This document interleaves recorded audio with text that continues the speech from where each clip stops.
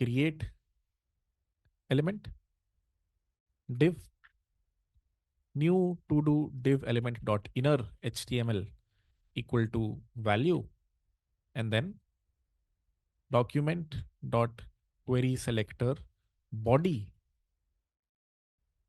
dot append child new to do div element. Arki, that's so much code you've written. Yes, but we did this code yesterday. This create element append child is something we have discussed yesterday, inner HTML. So if you don't understand this, you will have to go to yesterday's class to understand how we did DOM manipulation yesterday. If I run this, now we'll have a fully functional to-do application. Let's see if that happens or not. If I type here, go to gym and click on add to-do, I see go to gym has been added as a to-do. I add a to-do take class at 8. I see a to-do over here, so on and so forth. So just 13 lines of code gives me a ugly looking but functional to-do application. Hope we understand this. And if we don't, then probably need to go to yesterday's class. This is the easy bit. Let me add some more complications here. If you remember from yesterday, what if I want to write go to gym and I want a button right next to it? What if I want a slightly more complex div element that I want to add? Right now, what did I add to the DOM? I added, if I right click and inspect, I can see what did I add over here. I added a div that has go to gym inside, another div which has take a class at 8 inside. I did not add a div which has first a span that says go to gym, then a button that says delete. A more functional to-do application will have a delete button over here so that the user can delete the to-do, mark the to-do as completed. So we need to make sure that we don't simply append, this div element. It is a slightly more complex element that we append. So what did we do yesterday? We said, KR, the div that I am adding, right? It will be a little more complex. It will not simply have the value. It will have a div tag, then the value, then the slash div tag, and then it will have a button that says delete and then a slash button.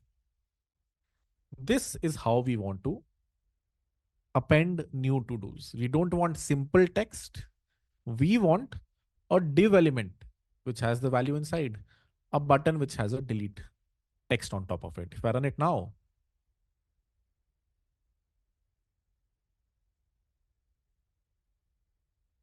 add to do, I got the to do. I also got a delete button. Delete button doesn't work right now, which is fine.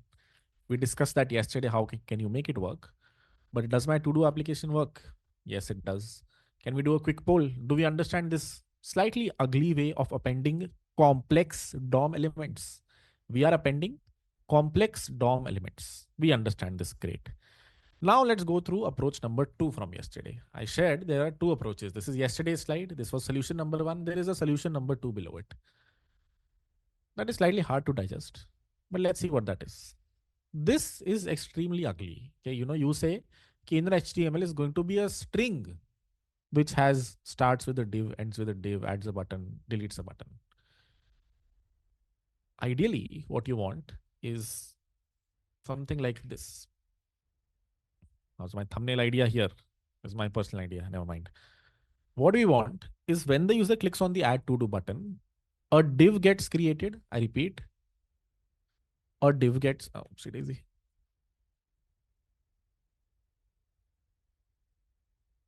a div gets created, which has a div inside it, or whatever, a span inside it, you can decide, which has the text and it has a button. I repeat, we want whatever div we are adding, it has 2 children in itself. And then we want to append this div to the body. Right now, what we are doing, we are creating a div, adding some string, HTML as string in there, appending it to the body. What we can do is first create a span, then create a button, append both of these to the div, then append the div to the body. To repeat, what have I done until now? Until now, I did this. कि यार I have a body inside which I'm adding a div, inside which I put a bunch of textual HTML. Yeah, there is a span which has, whatever, go to gym,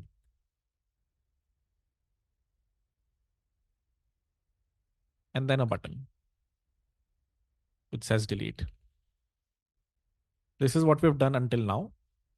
And what the complex approach says is that rather than you putting textual HTML elements in a div, create another span element, create another button element, append these two to the div, and then append this div to the body.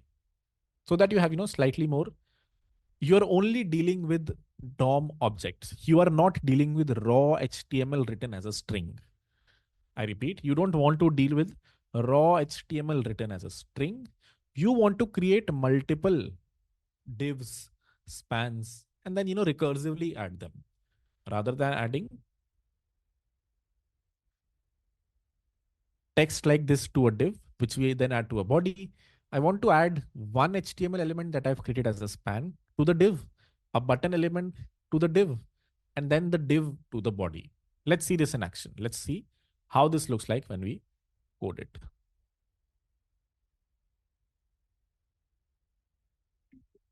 All right. The way we will code this is, what do we want? First, create a span element. So when the function gets called, rather than doing all of this, I will first create a span element. Const span element equal to document dot create element span. Then what do I want? I want to create a button element, which is document dot create element button. What should the body of the span be? What should span element dot inner HTML be? It should be the value inside the input box. What should the button element dot inner HTML be? It should be delete, right? The button should say delete on it. Then I want to append both of these to a div. I want to append the div to the body. So first, this is like our first checkpoint. I will now create a third element, a div element.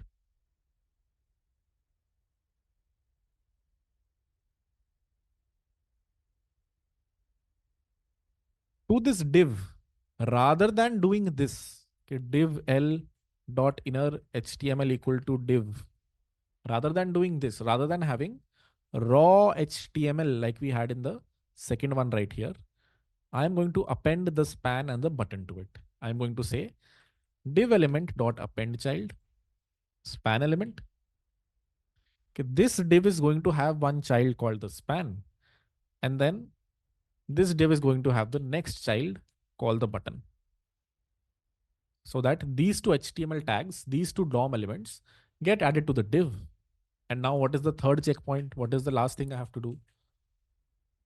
I have to append this to the body, which, I already have the code for here. I don't append this and this to the body. No, I append both of these to a div. I append the div to the body. Let's see if this works or not.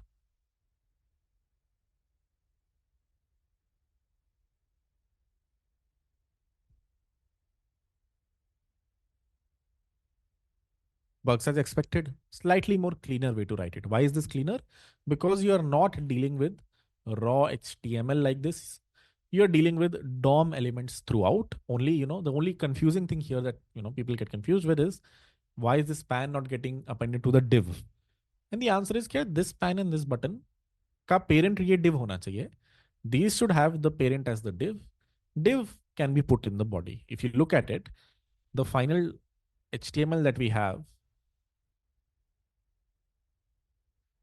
hide there is a span, delete is a button, which is inside a div. That div is inside the body. So which is why div के हमने दो बच्चे बनाए. Div has two children, and body has this new one child called div. Can we do a poll? Do we understand the more complex way of creating DOM elements?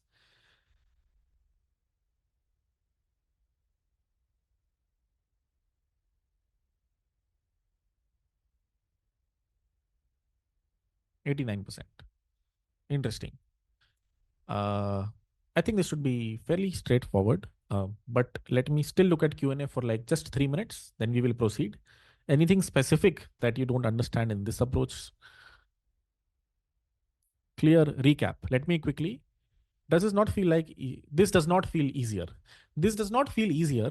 Um, I get it, but it is cleaner. Why is it cleaner? Because you're not writing raw HTML. You can do a lot of mistakes while writing raw HTML. I can totally do this. Let me get rid of all of this. What did we do before? Before we did this, okay, div element dot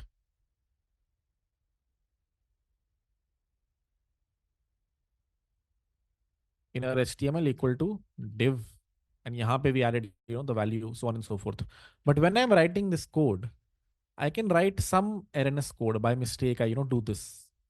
I forget to add the closing tag. 10 different things I can do.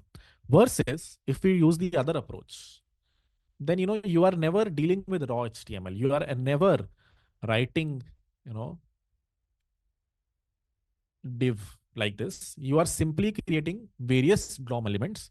You are creating a span element. You are creating a button element. What does this line of code do? Just this line of code creates an empty span tag. If I take this line of code, open my console and paste it over there, then you will see span element is an empty span element. If I add some data inside dot inner HTML equal to hi, then it becomes a span element which has hi inside. So I am not designing the span element myself. JavaScript is designing it. And that is why it's slightly more beneficial. I can totally see the other side, and you might say this is very complicated. But this is the right way to do it. Why is this the right way to do it, Harkiya? I don't have a good. Why is React the right way to write front ends? In the long run, your life will be much more manageable if you use this. Why am I saying that? Because you might have a very complex object. Then what will you write? Will you write something like this? Okay, okay, I have to write a div which has another div which has a button, and then close the button, and then you know add another span, and then close the span. If you start to write code like this, it's very easy for you to miss what is happening. Versus if you're creating DOM elements throughout, if you're creating a span element, a button element, then you're appending them the right way. Nowhere will you have to be confused कि मैंने गलत HTML लिख दिया, कि I have written some wrong HTML. So that is a better way to create a to-do application. For those who did not understand, this diagram is what you should focus on, which is okay, first create this, then take both of these and put them in a div, then take this div and put it in the body. That is exactly what the code on the left does. It first creates a span element, creates this thing. It then creates a button element, creates this thing.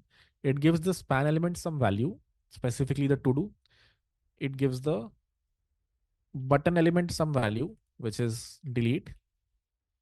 And then it appends this to the empty div element, which I haven't created. So let me quickly create it.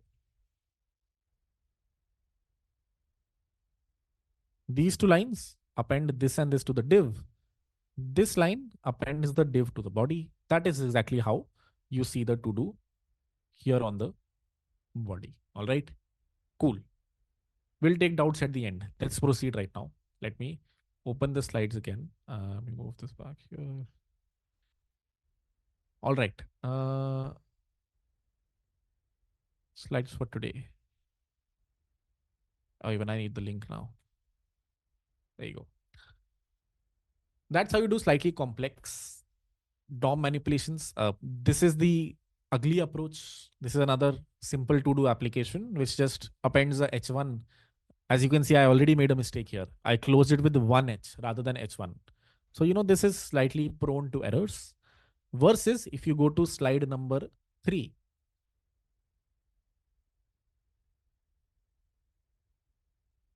Yeah, slide number 3. Here I create an H1 tag. I give it an inner HTML of, whatever I want. I append it to the div, and then, append the div to the body. This is a slightly more, simpler to do application. It doesn't have the delete button. So, it'll pretty much be the same thing we saw a while back, but rather than having a span and a button, it has, an H1 like this. This is a simpler to do application. The final structure looks something like this. Okay. In the body, there are various divs, and every div has an H1 tag, something like this. As you can see, this div has an H1 tag, this div has an H1 tag. These are all the to dos. And the way we are creating them again is slightly more harder to write, but good in the long run, which is I create a div element, I create an H1 element, I change the inner text of the H1 element, this thing right here. I append the H1 element to the div, this thing right here, and then I append the div to the body. Cool. That is what slide 1, 2, and 3 do. Slightly more complex way to write a to-do application. Now, what is this slide? Yeah, this is the same thing in a better fashion. This is basically, the to-do application with a delete button and, some extra checks over here. Don't worry about this slide. Let's discuss why what we're doing is very complex as your application grows big, and why you need to understand the concept of state and components, which you will see very often as you move to React, as you move to Next.js or any other front-end framework. Even if you're using Vue.js, you will see these two terms being used very heavily, state and component. Let's discuss what these are. To begin with, can we totally see that this is extremely complex code? Where is my replit? The code that we've written here is very hard to write if your application becomes very big. Have you seen Facebook, LinkedIn, all these applications? If I open LinkedIn, what happens? Firstly, I see a bunch of posts. As I scroll, can you see what a complex object gets added? As I scroll more, huh, it's not adding more. Oh, hello. What the? Akash messaged me. As you saw, pop-up came up. Such a complex object came up immediately, right? So do you think that complex object was being created like this? How hard would your life be if you had to write all of this logic whenever there is an incoming message over here? Or let's say this feed was auto appending. What do I mean by auto appending? As you scroll, more and more elements came here. Arvinder also messaged me. Can you see? Sorry. Such a complex DOM element come on screen.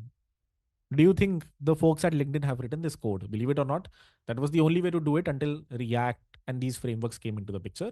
People would write such complex code. And I've personally, when I used jQuery in 2014, the first time I was writing code, this was the only way to write it. That is where these frameworks that I was talking about, Backbone.js, jQuery, used to make your life a little bit easier, but you would still have to do this. So then a lot of smart people realized, okay, this is not the way to go. If you have a very big front end like Facebook or, Twitter or LinkedIn, then you can't expect developers to write all of this DOM manipulation logic. They said, let's create a framework, which is something that we'll also try to create today. Let's create a framework like React, or called React more specifically in 2012. The folks at Facebook were like, this is very ugly. Let's create a framework called React so that our developers only have to worry about two things: state, components. Actually, updating the DOM will be done by the framework. That is exactly what happens in React. If you've ever written any React code, you write components, you write the state.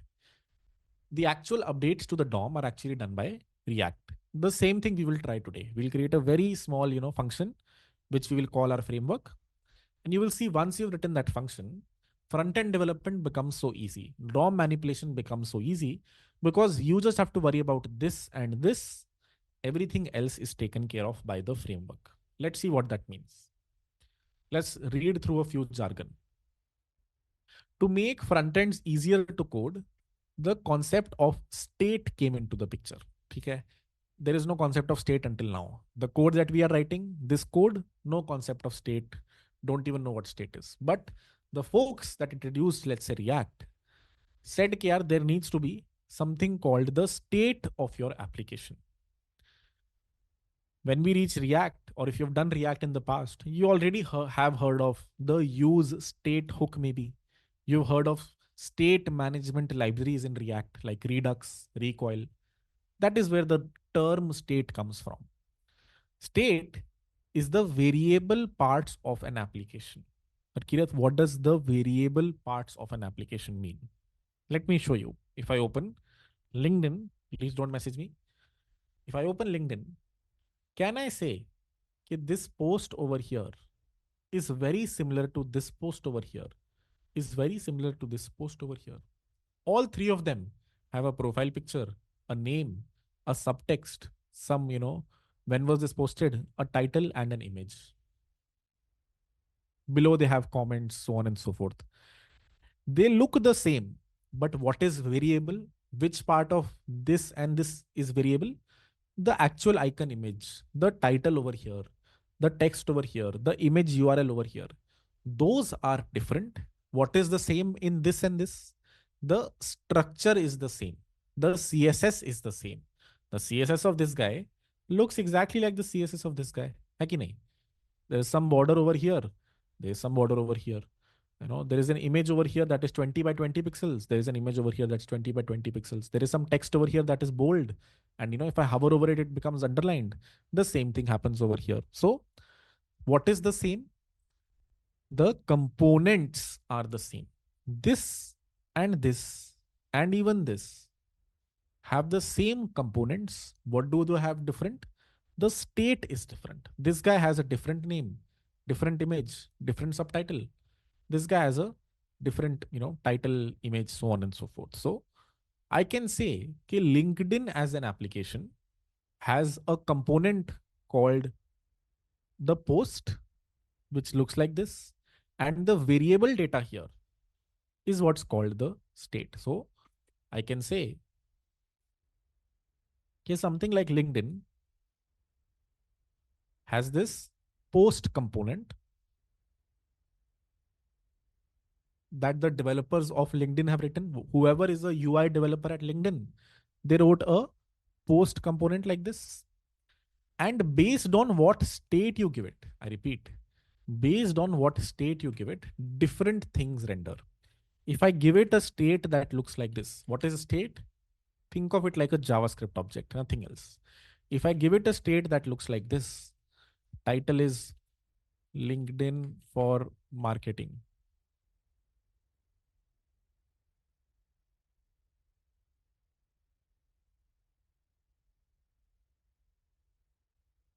And then, image is whatever is the URL to this B2B better image. And then, comment or like count is 6098, so on and so forth.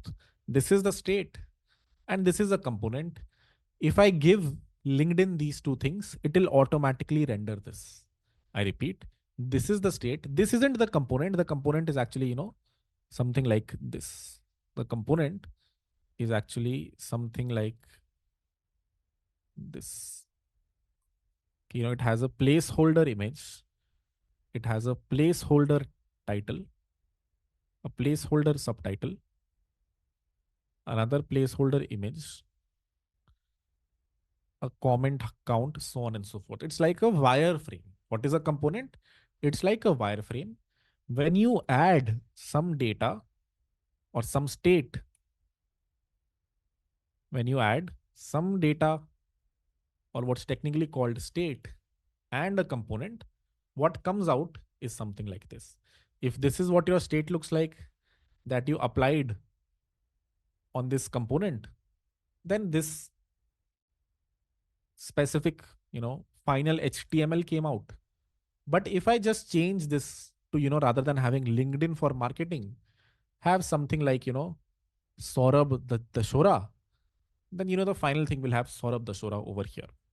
Why am I introducing this? Because as I said, as the developer, now you only have to change this JavaScript object. Wouldn't your life be very nice if all you had to do in the add to do function was this: to do's dot push a new to do? If all you had to do was update the state variable, this is a state variable. Let's say there is a to do state variable. How nice your life would have been as the front end engineer if all you had to do was this, and something else would take care of putting this in a wireframe and spitting out some new HTML. What did our add to do function look like right now? Where did it go? Oh, sorry. It looks like this. So complicated. What if it looked like this? To do's dot push title document dot query selector input dot value. That is all you have to do. And then something else, some other front end framework will update, the DOM elements over here. Wouldn't your life as the front end developer be easy? Yes, Harkirat. As the front end developer, all I have to do is this. Someone else will take care of rendering it on the screen. What is the third jargon for today? The third jargon is rendering. State, which is what does the dynamic part of my app look like? Component, a static wireframe of what we want to render. When you join these two, a render happens. Rendering, taking the state and rendering it onto the DOM based on the component. That is what rendering means. Rendering means painting, right? But if you've ever rendered a video in Premiere Pro, if you've ever rendered an image in Photoshop, what does it mean? It means printing the final thing. So rendering means given the state, given the component, how do you put it finally on the DOM? Okay. These are three jargons. If we don't understand it, let's code this and then, maybe try to understand this a little bit better. What are we trying to learn? We are trying to make our life easy as the front end engineer. Here, how can you write logic like this? And the to-dos over here will update. Does that happen right now? Right now, it doesn't. If I run this and type hi there and click on add to-do, nothing happens. Let me also, define a let to-do is equal to empty array initially and run this. This currently isn't a to-do application. It does nothing. We need to write a function very similar to what React does. We need to write a function called render that the user can call. And whenever this render function is called, it will take the state and update the DOM. Can you try to write this? I repeat, what do we want to do? We want to create a generic render function, which whenever this render function is called, it takes the current set of to-dos and whatever is the DOM over here should look exactly like this to-dos. It needs to mirror this state over to the DOM. Can you think of a way to write this render function so that the developer only changes this to-dos object? That way, if you ever want to delete to-do, let's say you add a delete to-do function, then here also all you have to do is, to-dos dot, let's say, delete to-dos of one. Harkirat, what is this delete syntax? We will get to. Don't worry about it. This is how you delete a key from an object. If an object has a key, let user equal to name Harkirat. And if you want to delete the name key over here, then this is one way to do it. I know it looks very ugly or very weird. How does this work? But it works. If you delete user of name, it will remove this key from here and the value.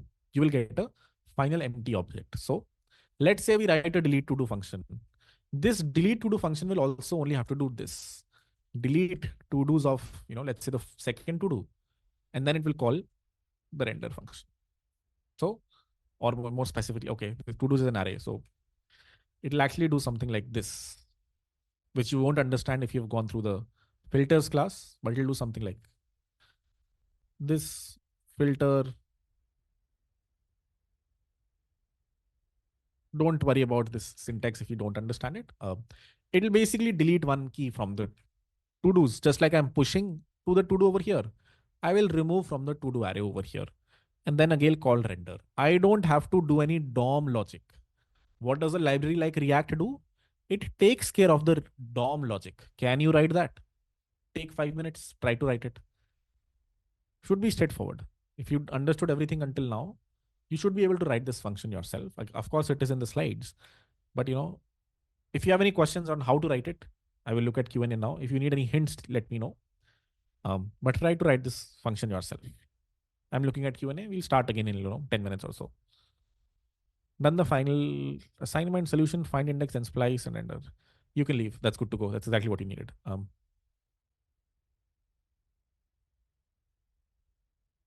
What exactly should render do? It should make this to-do application work like a to-do application. Right now, this to-do application doesn't do anything. If I run, if I put something here, I am updating the state. I am adding something to the to-dos array, but I don't see any to-dos below me. How can you write the logic such that render is called? It renders all the current set of to-dos. I repeat, it renders all the whatever this to-dos array has right now gets rendered on the screen. Hint, hint, hint. Please explain again, recap. All right. Is inner HTML, inner text the same? I have no idea. I think they're different. Inner text mean whatever you write will be rendered as text, even if it is HTML. So inner text and inner HTML are very different. All right. People are confused. Don't worry. Let me, number one, share this code with you. So you have this starter code to try it out yourself. And at the end of this slide, let me add that. Don't worry if you don't understand this. Thankfully, this is the only difficult bit for today. If you understand this, then you're sorted for the rest of the slides. Let me go to this slide over here, and let me at the end add starter code. Given this starter code that you will find on the slides, firstly bring this starter code to Replit. So go to the slides. I repeat, let me paste the slides again in chat. Go to these slides. Then go to state derived frontends, this thing right here. Then go to the very end and then copy this over to Replit. Copy this over to Replit. For the people who understand, start to implement the render function. For the people who don't understand, let me recap this slide one more time. This slide says, okay, if you want to make your front-end journey easy, use React, use Vue. Don't do DOM manipulation yourself. Don't have a very complex add to do function. That is exactly what these libraries do. Today, we are not using these libraries. We are not using React. We are trying to create our own version of React. That is what you're writing when you write this render function over here. Question is, how are we supposed to do that? And the answer is by breaking your app into two parts, state and components. What is the state? It is something like this. If you look at, a to-do application, the state would look something like this. For my Harkirat's machine, these are the set of to-dos. On your machine, you might have a different set of to-dos. This object is good enough to render something like this. To render something like this. If this object had only one key called take class, if it had only one child over here whose description was take class, then you would have seen something like this. Now that it has two children, then you need to see something like go to gym, eat food. The state represents the state of the application right now. What does the to-do application, this dynamic to-do application, why do I say dynamic? Because it keeps on changing. This is the current state of the to-do application. You can append to it, you can remove from it, you can update this from eat food to go to gym or something like that. But whatever you change in the state needs to propagate inside the DOM. How can you do that? You can do that by creating a component. You can do that by creating a generic component. Here is a function which takes one of these to-dos as an input. Oh, see daisy. It takes one of these to-dos as an input and puts it on the DOM. Okay? This function right here, what is this function? It creates a div element, creates an h1 element, creates a button element, puts the button in inner HTML to be delete. H1's inner HTML, it makes to dot title. The to do that you gave it, उसका जो title था वो उसने h1 में डाल दिया. Appends the h1 to the div.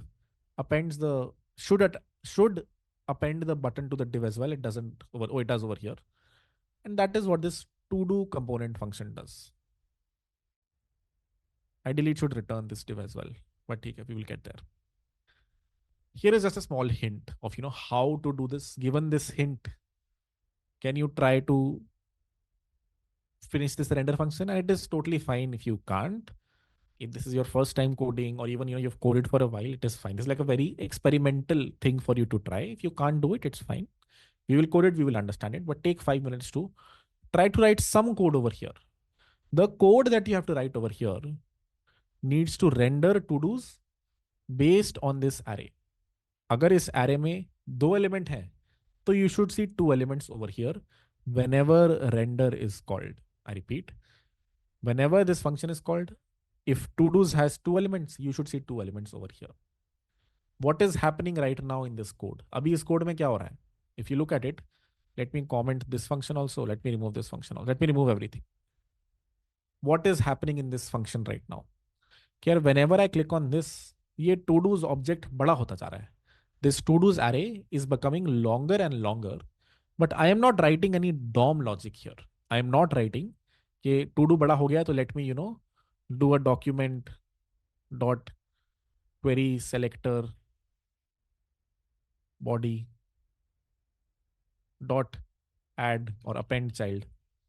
I'm not doing this. I am saying all of this, all of these DOM manipulations should be delegated to a render function. अब what should this render function do? It should take the state and इसको डाल देना उस state को वहां पे. It should thopo that state over here. It will take the state and just dump it over here. How will it do that?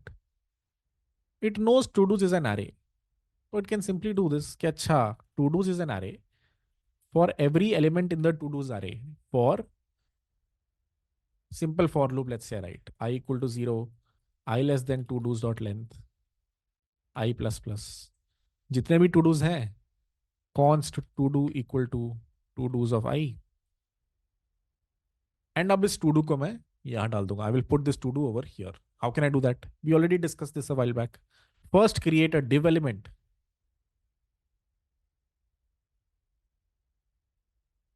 Div. Then create a h1 element. Then create a button element. Once you have created these three, what will the button.innerHTML be? Delete. What will the h1.innerHTML be? It will be to do dot title. And what will the div dot append child? h1. Div dot append child button. And then body dot append child div.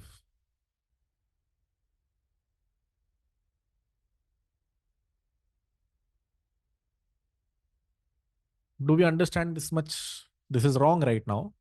But do we understand this? Rather than having that logic here, I just push it to an array. And then I iterate over the array here and append elements to the DOM. This is wrong right now. If I run this, you will see it works the first time. If I add the first to do, hi, nothing happens. Why? Let me open the console. What does it say? Body is not defined. It needs to be document dot query selector body. Don't worry, I'll explain the whole thing. If you don't understand it, it's fine. We'll do a poll very soon to see where everyone's at. If I added something here, clicked on add to do, what did the developer have to do? I, Harkirat, had to only do this. Everything else was done by the render function. You might say, Harkirat, render function में तो developer नहीं लिखा है. This render function is also written by the developer only. Yes, that is true. But it's only written by me once. All this complex DOM manipulation, I wrote once. Now, if I create a delete to do function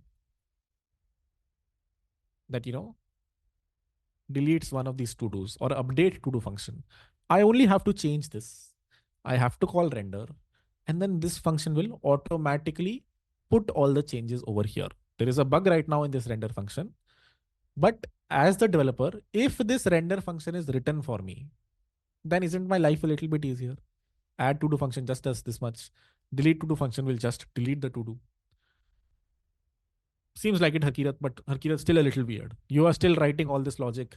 I don't think as the developer your life has become easy. You are right. As the developer, my life hasn't become easy. I had to write all of this logic. But let me show you, some magic very soon. Firstly, what is the bug in this? Can you guess? The bug is if I add the second to do here, it will append ASD again and then the second to do again. If I add a third to do here, then it will append ASD, second to do, and a third to do. I am iterating over all the to dos over here. So what if I do this? Document dot, I can't do that. Rather than appending things to the body, let me append things to a div called to do. I repeat, I'm going to put all my to dos here. Okay? Rather than putting them in the body, I'm going to put them here. Document dot query selector hashtag to do. And here at the top, I will clear the to dos div. दिमाग फट रहा होगा ना कुछ लोगों का तो एकदम ऐसा I will explain the whole thing. Don't worry. If this is weird, maybe it's not. But let me quickly finish this. Document dot query selector hashtag to dos dot inner HTML equal to empty array. Let's see this in action. Let's see if it works. Then we will come back to what we have done. What I've done here is in the render function, I first clear the to dos div. This div right here, I make it empty. And then I iterate over the current state and populate this div again. If I write it now, it seems like it is working. You might not understand. That's fine. We'll go through it one more time. But it is working. I have a fully functioning to-do application where I have the add to-do function that does just this much. That just updates the to-dos. Sorry, that just updates this state variable over here. And all the rendering is done by someone else. Let's do a poll. Do we understand this?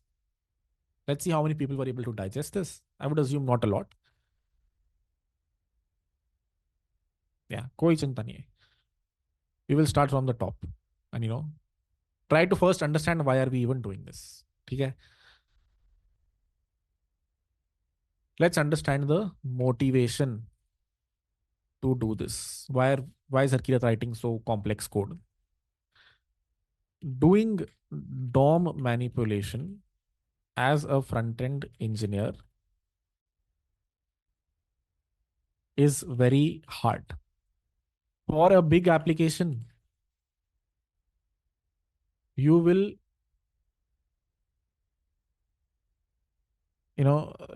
grab your hair or, your hair and lose it. If you have to keep doing DOM manipulation. Half of the hair that I've lost because in 2014, there was no front-end framework like React, and you had to do DOM manipulation yourself. What do I mean when I say I had to do DOM manipulation myself? I mean, I had to write code like this. I have to create a dynamic to-do application. Let me do this. Let me, basically write all of this code here.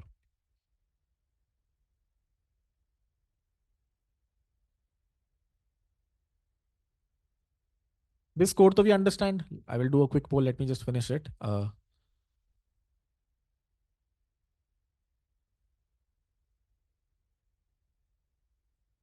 This code we understand, yes or no? Let me remove this. This code we have done many times. Hopefully we understand this. 95% understand this code at least. 92 ho gaya wo pata nahi kyun. And this is a simple to-do application. But what did I say in the slides? In the slides, I said, we are creating a state-derived front end. What does this mean? It means that we have to create a state variable and we have to update that state variable. The front end will be derived from it. As the application developer, as the UI engineer, you just have to update the state variable. Updating the DOM will be done by someone else. The front end will be derived from this state. Let's say this specific, LinkedIn top bar that you see, then this is some corresponding state for that LinkedIn top bar. All of us see the same top bar, right? अगर आप अपना LinkedIn खोलो, if you open your LinkedIn, you see the same top bar. I see the same top bar, but our numbers here are different. You don't have too many. I have too many. Ha. These numbers are what I'm calling state.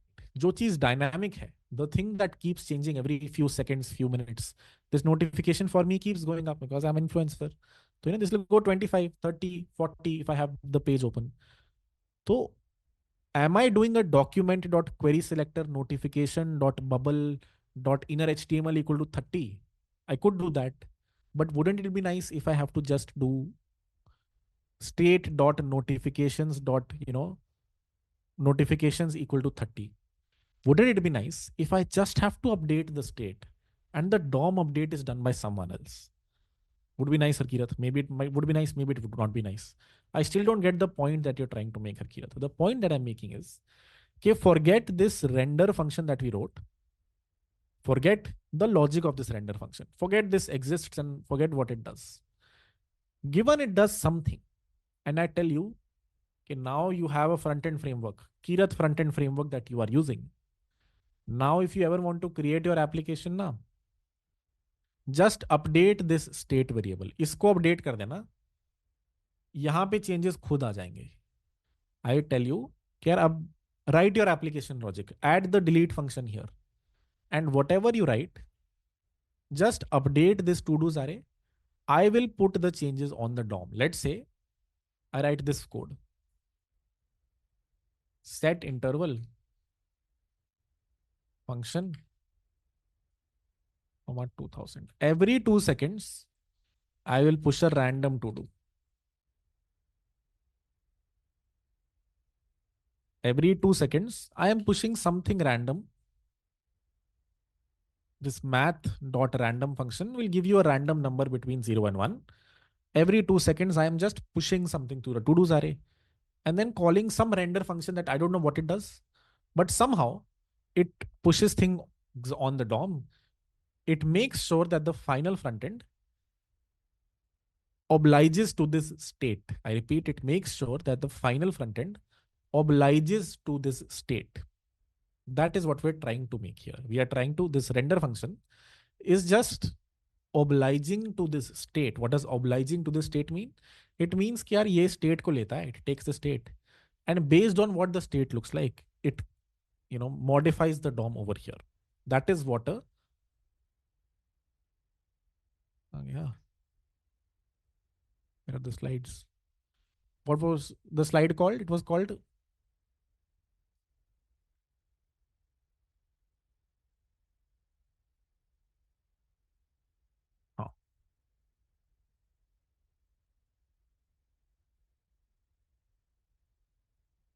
the slide was called. Gosh, you have to remind me something after the class. The slide was called state derived frontends, right? The slide was called state derived frontends. What are we doing here? Given this state of to-dos, we're deriving the front end. This is automatically being created. Do we understand this with the render function commented? Well, not commented, hidden. I've hidden this function from you. Do we understand why we are doing this? What benefit it is giving us as the UI developer? We just have to update the state. Everything else is updated by itself. Do we understand that much? Let's do a poll, Akash.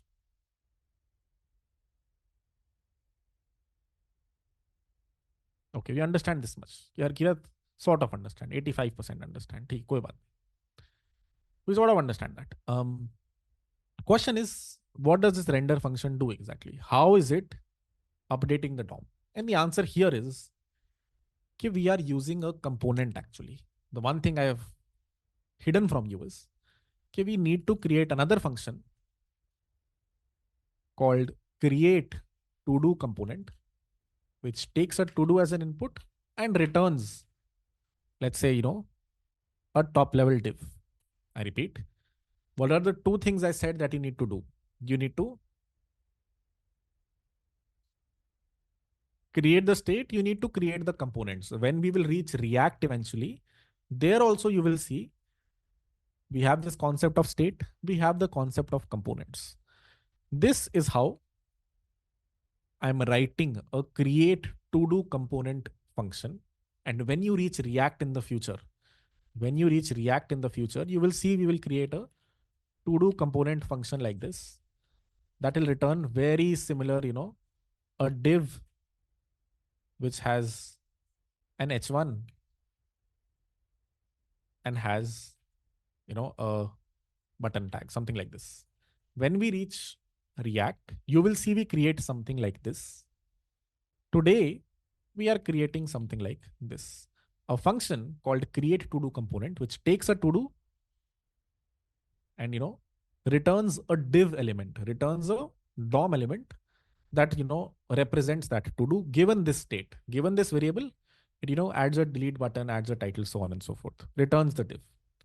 Given that div uh, over here, so const, element equal to create to do's of I. This thing that you see over here, the render function, now is it slightly more digestible? यार पहले तो clear कर दो, इसको खाली कर दो पूरा का पूरा to do's div. Clear the complete to do's div over here. What is the to do's div? It is a div that comes right after this input box and this button. I have an input box, I have a button. Right after this, we have a div. Given this empty div after, what am I doing in the render function? First, I'm clearing the div. Then for every to do that exists, her to do जो इस array में है, उसके लिए I'm calling create to do or whatever create to do component with that specific, to do's title, and then I am appending that to this to do's div over here. This render function is what actually React does for you when you use the React library eventually. This create to do component is what you write as a component in React, and this state is what you again write as a state in React. Let me just show you eventually some React code as well. So this and that you can compare very well. कि अच्छा यहाँ पे this is the state, this is the component, and this is somehow React doing something. अभी के लिए तो we had to write it, but eventually we will use the React library. And the benefit of this is okay, now the all you have to do is this. Okay, whenever the user clicks on the button, the add to do function gets called. Again, let's hide all of the things below. Now what do you have to worry about? Okay, whenever the button is clicked, then I need to do what? I simply need to do to-dos.push, whatever title, document dot query selector input dot value. And let's say I added delete button as well. There's an add to do button. There is a, let's say, button that says delete last to do.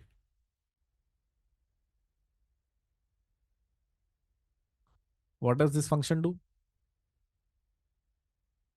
This function will simply do to do's equal to do's dot splice one, I think. Let's see, what does the splice function do? If I have an array, I want to remove the last element from the array. Let arr equal to 1, 2, 3. Arr dot splice 1 gives me the last two elements. Arr dot splice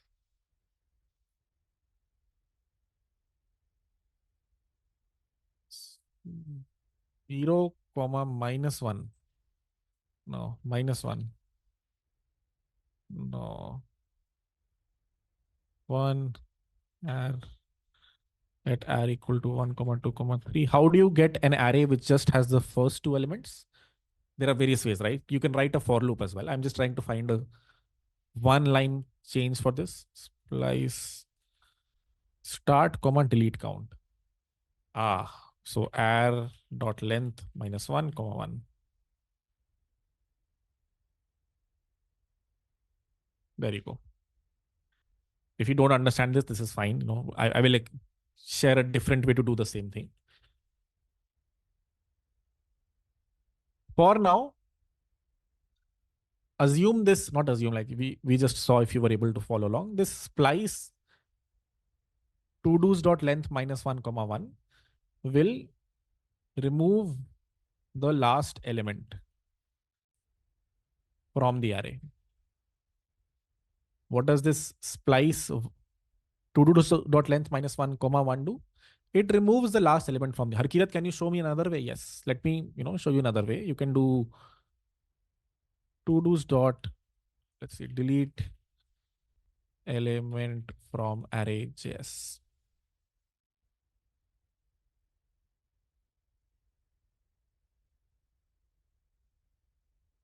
This also shows you the same thing, splice. So if I Google this, what did it say? It said called array.splice, the index from which you want to delete, the number of elements that you want to delete. That is exactly what I'm doing here. Where do I want to delete from? I want to delete the last element from the to-dos. I want to delete one element from it. So this function will simply update this to-dos variable. And let's say I add a third function called, delete first to-do. We have delete last to do. We'll have another button called delete first to do, which will delete the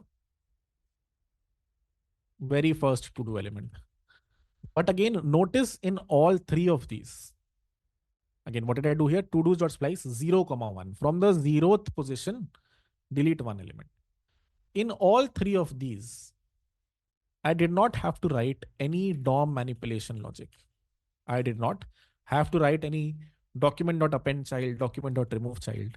My life is so much easy as the front end developer. I just have to update the state variable, this to do's variable, and then something else is re-rendering the components. Let's see if it works. Doesn't work right now because add to do is not defined.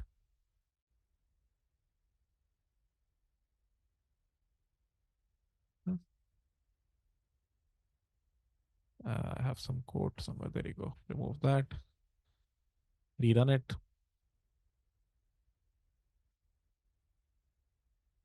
Div is not defined.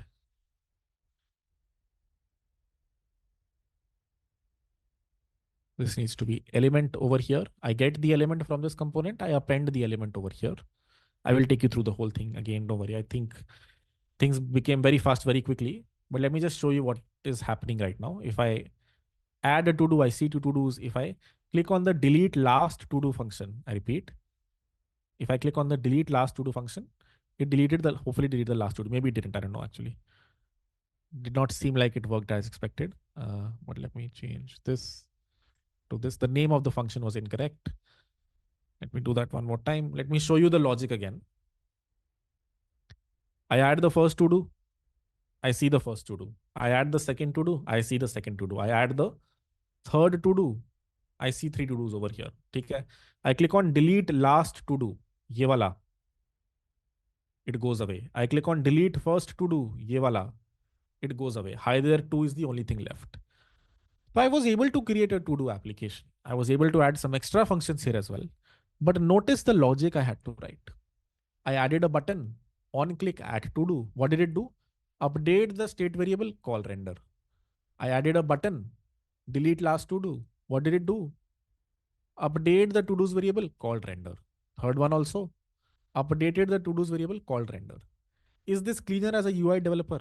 Yes, Sir Kirat, my life is much easier. I did not have to write any DOM manipulation logic. Where is the DOM manipulation happening, Harkirat? It is happening in this render function, which is what, as I said, React does for you.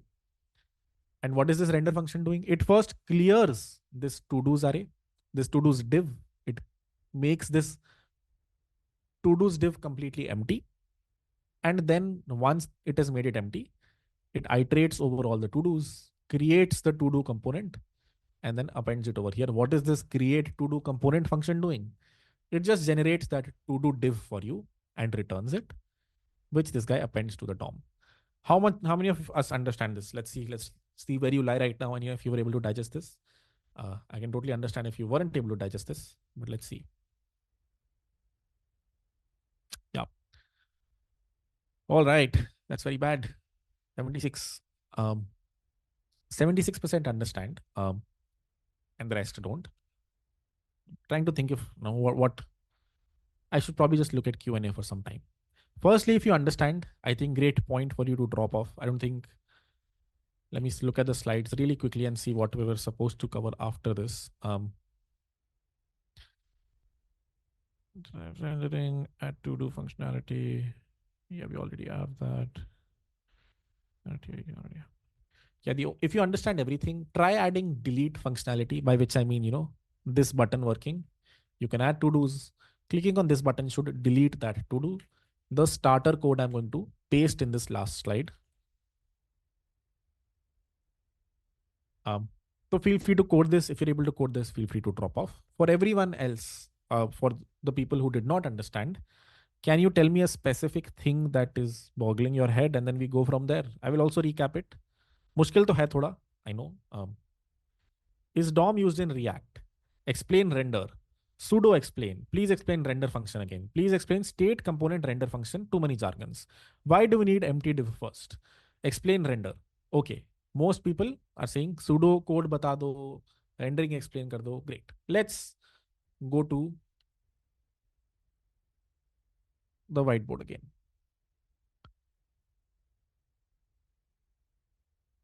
React is a framework, right? You might have heard of React. And I said a while back, okay, when you're using React, you need two things: state, something called state, and you need another thing, something called the components. You need these two things. If you join these two things and give it to React, React will make sure it puts things on the HTML DOM. If you are ever using the React library, which we eventually will, you will see कि वहां पे you create state variables and you create components, and React is what calls the dot append child, dot remove child. Whenever whenever you're using React, you as the developer, the things in the red are things that the developer does. You as the developer never make these DOM calls. These document object model calls are done by React. You don't do these DOM calls. The same thing we were trying to do here. Here, our application logic is just this much. We have an input element, this guy right here. We have three buttons, these three buttons right here. And these three buttons are just updating the to-dos state variable. Okay? What are we doing? We are updating the state variable based on what the user is doing. If the user clicks on a button, then we add the to-do, we update the state. If the user clicks on delete last to-do, we again update the state over here. The second thing we need to do is component. We need to tell React, यार this is how you create a to do component. एक बार हमें बताना पड़ता है, at least once we have to tell React कि यार given a to do element, this is how you create a div from it. ऐसे तुम उससे एक div बनाते हो. We have done this. We have done this. Everything else is taken care of by React. The render function that we have written, what is it doing? It first clears the div. इसको पूरा खाली कर देता है वो. It clears the div. It makes sure nothing is appearing. And फिर it iterates over your state. It starts to iterate over your to-dos. And देखता है अच्छा, how many to-dos do you have? You have 5 to-dos. तो मैं 5 बार इसको call करूंगा. I will call this function 5 times. I will get the div from here and I will push this onto the DOM. मैंने DOM खाली कर दिया था ना. It cleared the DOM over here. एकदम खाली हो गया ये. Then it iterates over all the to-dos, creates the element, appends it over here, creates the element, appends it over here. एक एक करके सबको ऐड करने लग जाता है. So that is how React does all the append child calls. You look at it. What did I write? Append child calls, remove child calls, you know, dot inner HTML equal to empty. All these calls are done by React. Anything putting over here is done by React, or this function right here. And you as the developer only have to do these, updating the to-dos array, rendering it. That is why I said this delete functionality now should be very easy for you, because in your delete function, you just have to update this to-dos array called render. You don't have to find that element and remove it from the DOM. React will do it for you. That is how a front-end framework works. When we will use React, I can also show you React, a very basic boilerplate code after the class. You will see wahan pe bhi we define a component, we define a state variable, and whenever a button is clicked, we just update the state variable. React itself takes care of rendering it here on the screen. That is why we are doing this experiment today, so that we look at the intuition behind building React. The intuition behind building React was कि यार developer shouldn't do, अच्छा add to do है तो I need to document dot query selector hashtag to do's dot append child, you know some to do's div, and then I create the to do's div here again, or do this const to do's div equal to whatever create to do's component. The developer doesn't have to worry about any DOM manipulations. React takes care of it. And the other benefit here is कि since React is taking care of converting your state onto the DOM, React can do a lot of optimizations. I repeat, the reason React is more powerful than you doing all of this yourself is because React will take this and this. React figures out what is the difference. हमने तो बड़ा rudimentary approach लिया है. This is a very rudimentary approach कि पूरा खाली कर दो, clear the whole thing, and then one by one add more elements to the DOM. That's a very rudimentary approach. React takes a very optimal approach. It finds the difference in your old state and your new state. If ever state changes, it finds the difference. And let's say there were three to dos on the screen. I repeat, there were one, two, three to dos on the screen. Let's say you change the state to have four to dos. So our logic will do what? Our logic will first get rid of all three of these, then append all four of them again. That is what our logic will do. That is what this function does, right? It first clears the whole thing, then one by one appends more elements. But what does React do? React figures out कि अच्छा, you updated the state to be four variables, three are already here. So if you use React, you will just see one DOM manipulation. Versus if you write this logic yourself, especially if you write it this way, then you will see four DOM manipulations or five DOM manipulations. First, you delete the whole thing, then you one by one add them. That is what we were trying to understand today. This process is called reconciliation in React. This process of reconciling कि यार ये जो state change हुई है ना, इसके basis पे the DOM should change this way is called reconciliation. The process of finding the diff between an old state and a new state is called reconciliation. That is what React does. That is what sort of we are doing as well. But we are doing it in a very ugly way. Let's do a poll and let's see where we are at.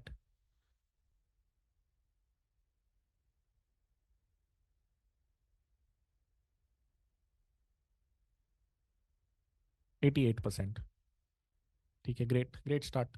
Let me look at some Q&A. Let me take you through the rest of the slides also really quickly. The rest of the slides for today were pretty much, converging to the same point. The only thing that was, the assignment for today was add the delete functionality, which is, this delete button, whenever you click on it, it should update the to-dos array. It should call the render function. It should not do the DOM manipulations. That is exactly what the warning here is. We don't have to do any DOM manipulations here. It is all handled by our render function. We have to just change the to-dos array and call the render function after that. Cool. That is what you're supposed to do as the assignment. Try this out yourself. I am sure most of you can do it. Let me look at Q&A now and answer a few questions. Class is officially done. And then, just going to answer a few questions here. All right, let's see. Why use splice when you can pop? That is the one I was looking for. Yes, you can just pop. I was trying to think what that is. It is called pop. So yeah, you can just do this. Good to go. Um,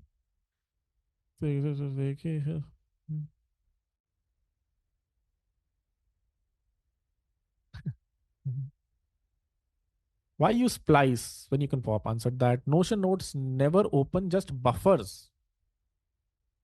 What about projects on 100xfs.com? That's very surprising. But can you see them on projects on 100xfs.com? If yes, I'll very soon push. Oh, it's already here. There you go. So Kubernetes.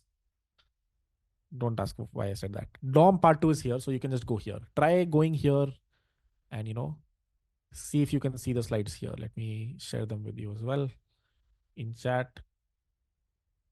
Oh, seriously. There you go. So does this work for you or does this also not work for you? Hopefully it does. You can now find the slides on project100.com. If you are deleting your HTML from the whole to-do div, then should to-dos that already get removed? They do. There is a small flash. You don't see it.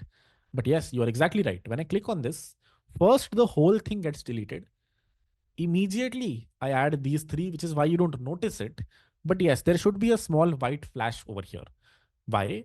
Because I first clear the whole thing and then I add 1, 2, and 3 over here, right? So there is a small flash.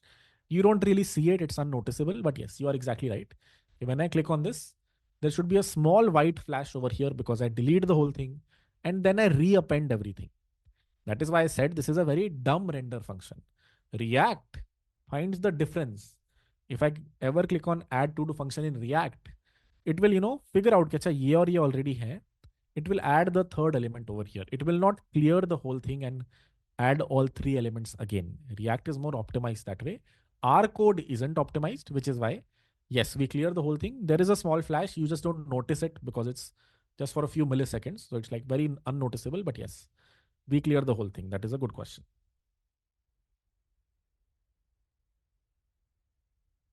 What we're doing at the beginning of the lecture, something with Docker. What is Docker? Oh, at the beginning of what I was sharing was at the beginning of the lecture, I was pushing the latest code on to, daily code, pushing the latest image onto daily code, which has the new track for today, which is, this Dom track 2. And, before the class, changed the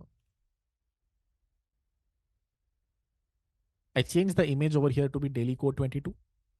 But that was failing. If you remember in the beginning of the class when I did K get pods, one of the pods was failing with an error called one of these pods was failing with the error called image pull error. It was not able to pull the image.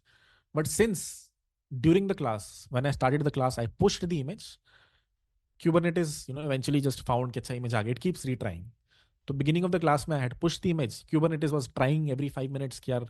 Has this image been pushed? Has this image been pushed? When it found the image, it just deployed it immediately, which is why, when I saw this, I was immediately like, Kubernetes, because I never told Kubernetes the image has changed. I'd already told it before the class. It automatically picked it up whenever it found it. Does not rendering take too much time? It does. Rendering is an expensive process, but that is why you use React, because it will minimize the number of operations here. React will also uh, send batch updates. If you ever change state very quickly 2 3 times, it will make sure it is not changing the DOM very quickly. It will batch all of these changes and ek saath it will put it on the DOM. It does a bunch of optimizations. Explain reconciliation one more time. Reconciliation, what does the name itself say? The name itself is कि यार मेरे को reconcile करना है कुछ तो. What is reconciliation? Your parents ever fought? Have your parents ever fought and gone to court? When you go to court as a husband and wife, what do they say? They say reconcile कर लो यार. Please reconcile amongst each other. आपस में समझ के बात कर लो. So what does reconciling as the term mean? It means कि given this state, some very big complex object, given a bunch of components,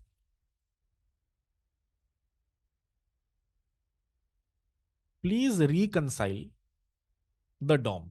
Please take these two things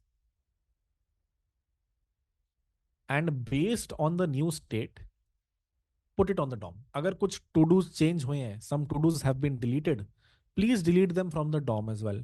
If some to do's have been added, please add them to the DOM as well. So what does reconciling mean? Reconciling means just based on the state, reconcile the components over here.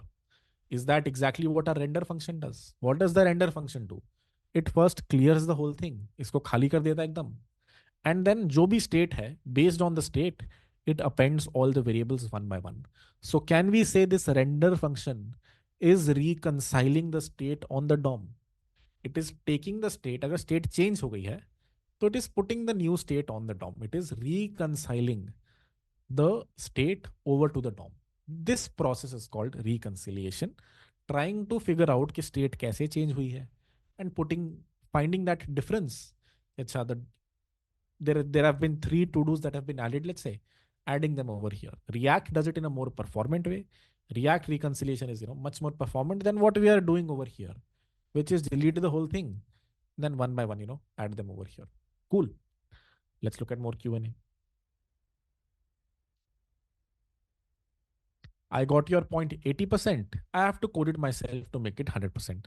I agree, sir. That is why, today I was trying to, even though this was probably a too complex of a thing for me to ask you to code, but yes, you need to code to do this. Assignment for today is do this. Create a simple to-do application in React yourself. Try it out. Try to find some parallels in both of them, and see how React might be working under the hood. When you do that, when you try React, you will see we have a div called root over here. You will see we have state variables over there. You will see we have components over there. And you will very quickly understand that ये to do जो था ना, ये वहाँ पे it will be a state variable. This very big function that I wrote called create to do component, वहाँ पे will be a component over there.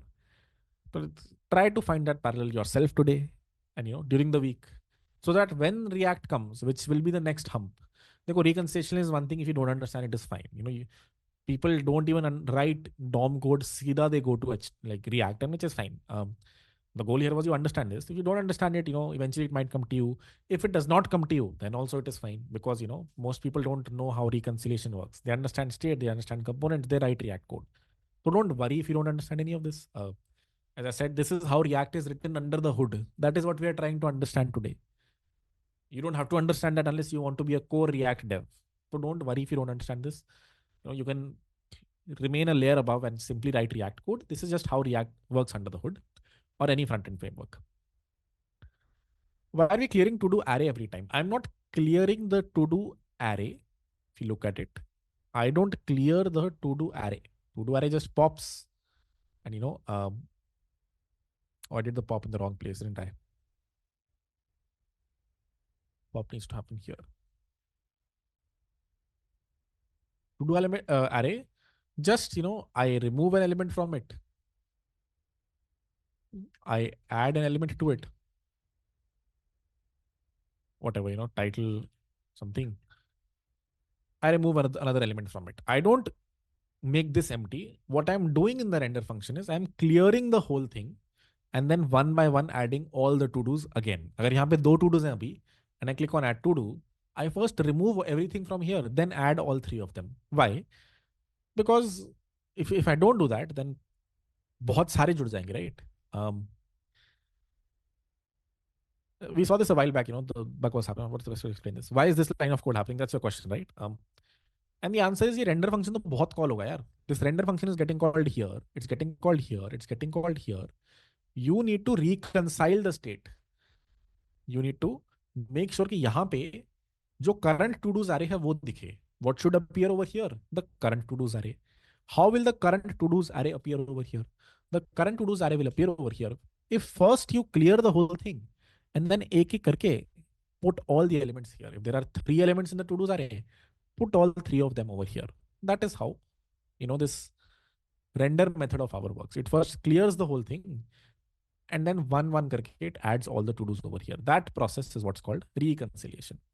Someone deployed the code. Let's see. Add. Very nice. Very nice. And delete and edit. But does this use React, or are you using DOM manipulations throughout is the question. Looks like you're using DOM manipulations, which is good. Let's look at their code. They have an add item function, which pushes to a to-dos array and calls render to-dos. They have a delete item function, which, removes that specific delete item from it, renders it to the screen. They have a toggle edit item function which says to-dos dot map editing, right click to this thing, thing equal to not to editing. This code over here does what? If to-dos ID equal to to-do ID, if to-do dot is editing, to-do title equal to this thing. Great. It changes. So yeah, if you want to understand edit, which will actually be the very difficult part here, um, as you can see in the code, this is how it is done. Question is, where does is editing get set? When you click on the edit button, I would assume. Whenever you click on the edit button, don't worry if you don't understand it. Best thing you can do is, code this yourself like this guy did. This is the edit button. When you click on it, there's no on click over here. You might have a handler. Let's see. There you go. Edit button dot on click. कहाँ है?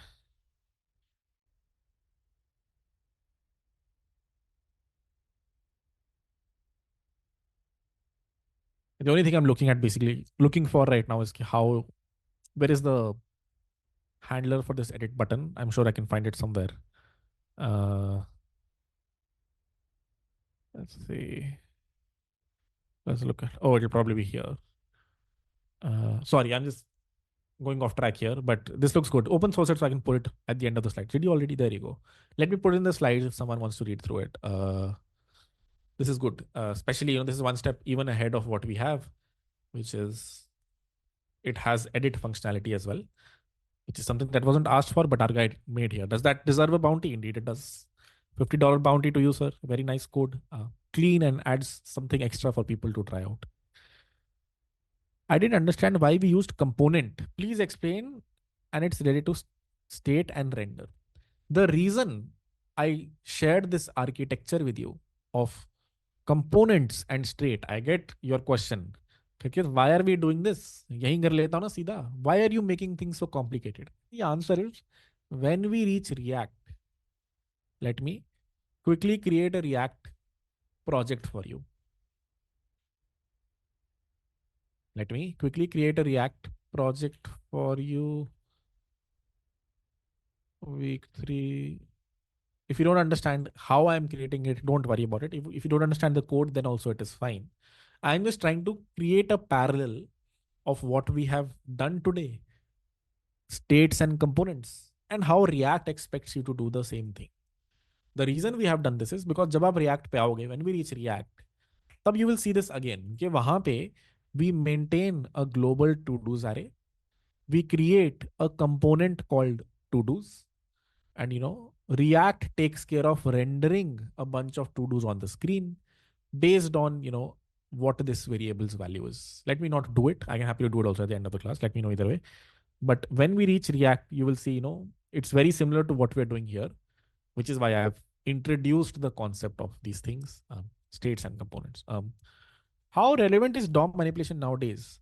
I've already studied React and I built a few UIs, but I haven't done DOM manipulation in it. It is zero relevant, sir. Zero. No one uses it. Everyone uses React. It just, do I need to practice DOM at a decent or expert level? No, you don't. That's a good question.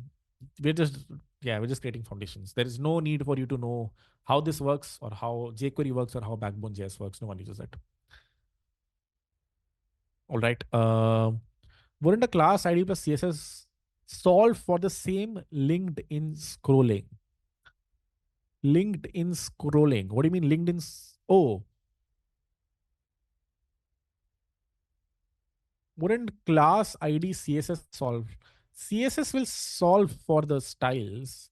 It will not solve for the inside body, right?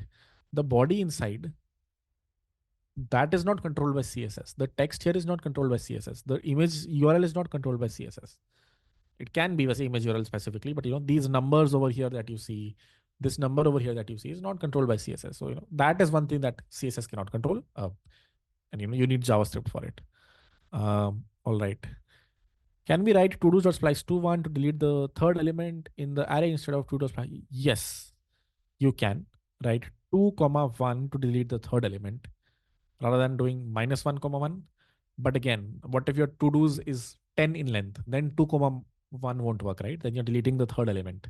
What you want to delete is the last element. So The reason you write -1 is because you delete the last element, irrespective of the length. In your case, 2 comma -1 will work only if you choose the last, if the length of the array is 3. Could you please let me know if there is any issue with the question I asked earlier about logic building? I noticed that you didn't reply, so I'm wondering, mistake. No, I mean, there are too many questions which I didn't reply. It would have been nice for you to post the question again because I don't know the question, anonymous attendee. So what was your question again? Post it again. Stay towards the end of the class, that then it's just easier to catch questions then. All right, someone wrote the code. Can you please tell the full assignment again? Build this like this person has built using DOM manipulation. Don't use React.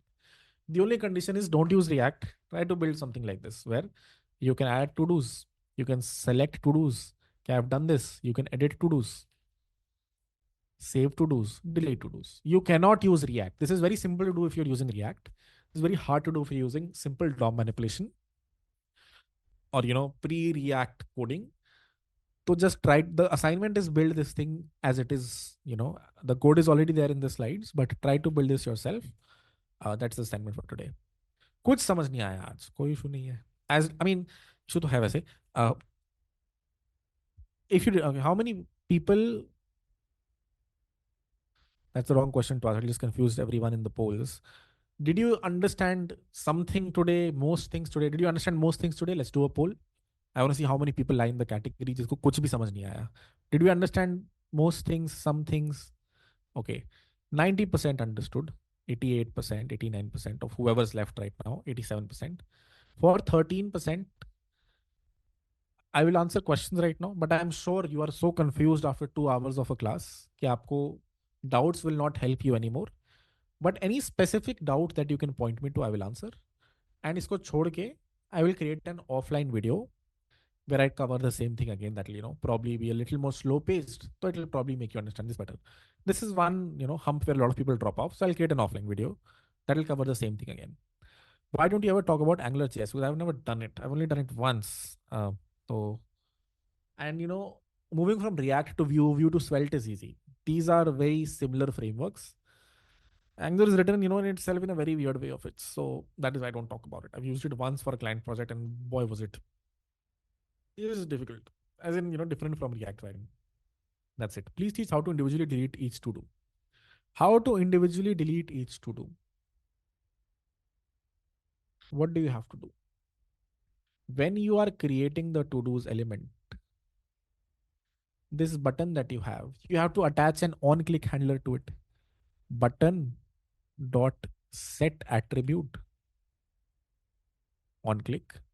Whenever this button is clicked, I want to call a function called delete to do at a specific index.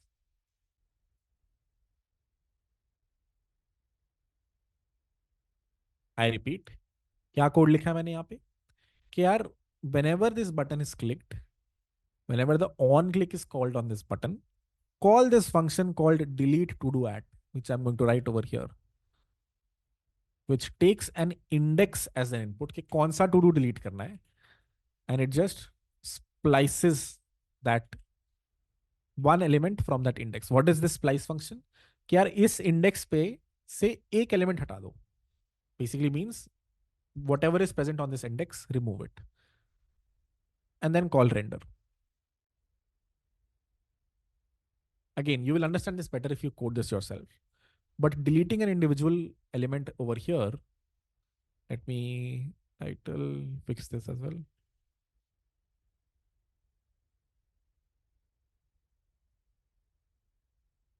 Deleting a specific element over here is just removing it from the to-dos array and then calling render again.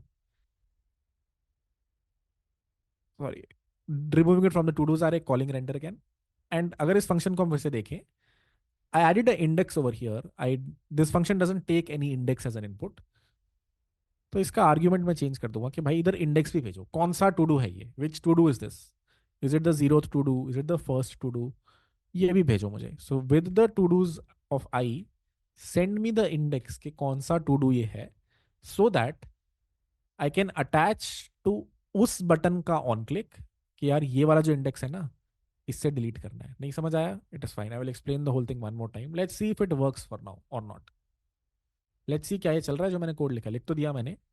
but does it do what it's supposed to? यहाँ पे आई आएगा.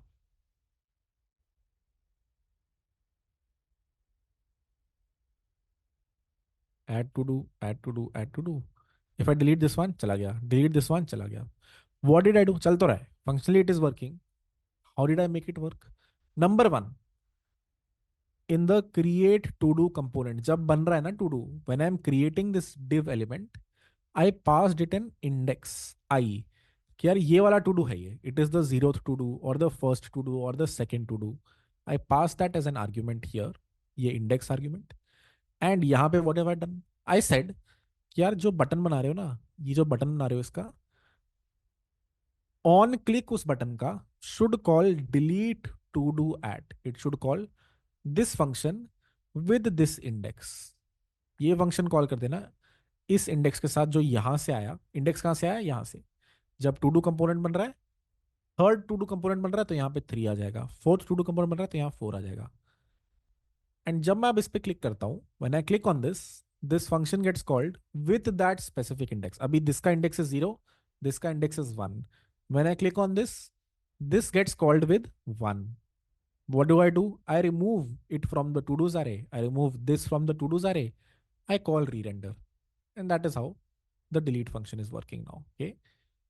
Every element that is added here, if you look at it, इस element पे जो button है उस पे on click is delete to-dos at 0. If I add another one, you will see the second one has on click delete to-dos at 1. So that is how you implement the delete functionality. All right. Let me scroll down to the bottom. Can you please summarize all of this once? Yes, let me summarize all that we have tried to do today, even though if you're, please explain set attribute for the last, 1 second.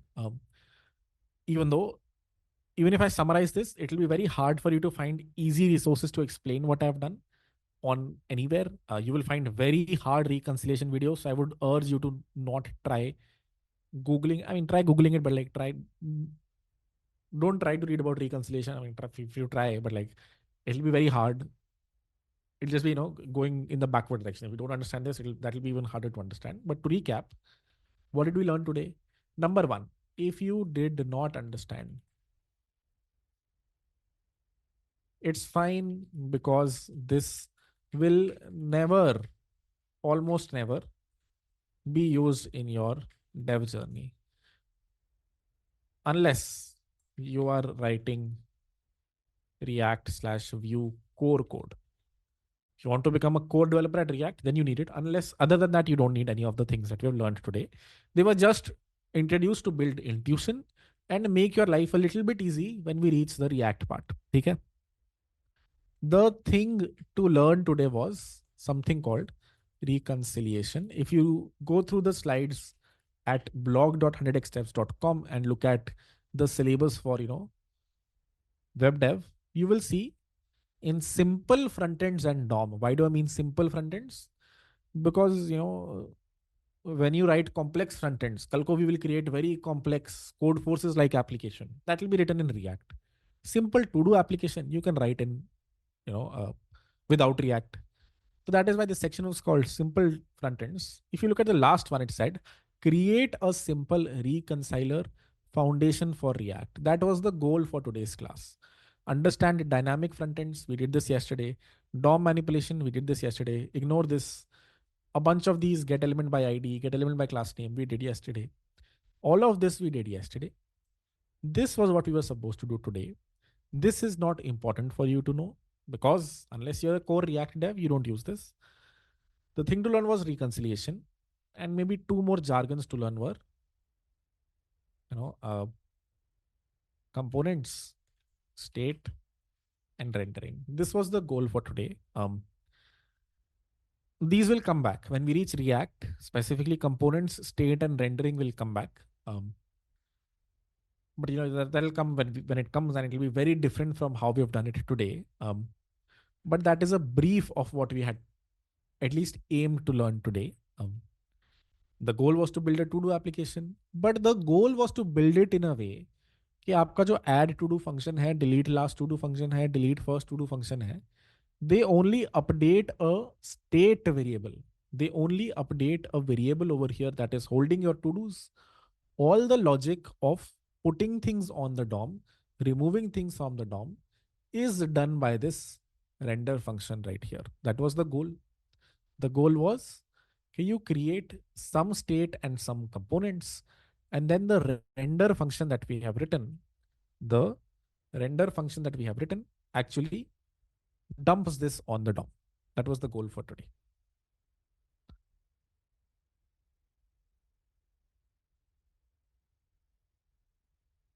Set attribute, someone asked. Please explain set attribute. Let's say I have a div and I want to give it, ID equal to parent div. What is ID over here? This is an HTML tag called div. ID is an attribute on it. What is ID? It is an attribute. If I add style, background color red, then style is an attribute over here. So what does set attribute do? If I create a script tag which says, document dot const parent equal document dot get element by ID parent div,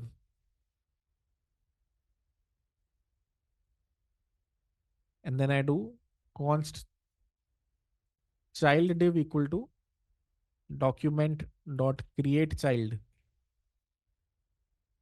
oh sorry, create element div. What am I doing? मैं इसके अंदर एक div element बनाने की कोशिश कर रहा हूँ. I'm trying to create another div element inside, but rather than doing it via HTML, I'm doing it via JavaScript. Child div dot inner HTML equal to hi there.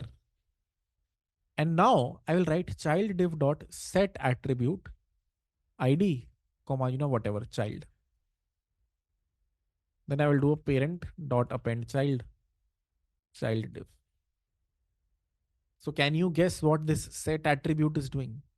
It will make sure जो div मैं बना रहा हूँ, whatever div I am making, it gets an ID equal to child. That is what this line of code does.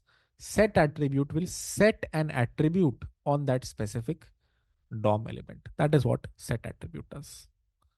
Now let me open chat so I can read questions over here. It's a little hard to read them in Q&A. Can you throw your questions in chat now, please? Bunch of Notion docs. Love it, love it, love it, love it. Let it go and stop.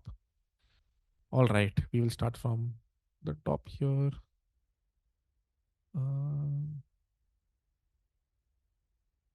There we go. Someone else created this. So there are no more bounties. This is also good. There we go. Another way to do the same thing. Not as clean as the other one, but chalo, I will take it. And delete. Great. Looks good. Off topic turbo repo questions. I don't have access to this, sir. Seen this. Someone created something which I'm not able to open. There you go. Enter the title, enter the duration, image URL views months ago. What is this months ago? Add card. Nice. This is also pretty good. It's like a YouTube thumbnail. I didn't put an image URL, but I would assume if I did, it would, show me. Um, let's see, cat image, copy image address. If I paste this over here, click on add card, shows me like a YouTube, like, images here. Duration probably should have been here, time duration, name of the video, so on and so forth. Looks great. Few more such projects, Notion doc. I don't have access to any of these Notion docs, guys. Whenever you give a link to a Notion doc, make sure you share it publicly. All right, this one I have access to. Okay, what's up? Hope you're doing fine. I'm doing good. Thank you for asking. First of all, thank you for taking acing away doubt. Yesterday explanation was helpful. Here is what I have in mind. All right, this builds on top of what we did yesterday. If possible, can you please give us access to cohort to classes? Like whatever you are going to taught next week, give us those material that we can study a bit of the topic, and it will be helpful for us to teach that topic as well. I can try. I cannot do all videos. That becomes a little unfair to people in cohort too. But at the very least, for a very difficult topic, we can try to do it. And I can try to post slides before the class. Before the code, below is the code for a stopwatch. I know you gave us a recursive code, but I haven't used recursion. Rather, I'm using loops. Reason I don't like recursion.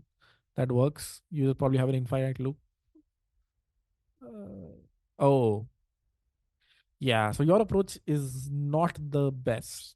Reason being, you will create 100 clocks immediately, uh, which is slightly less performant than creating one clock, and then once that is done, then creating the next clock. So your code, as you can see, you're running it 100 times here, will call set timeouts 100 times immediately. So you will have 100 clocks running at the same time, versus the code that I had written would call set timeout once, which would then run after a second. Then that would call set timeout once.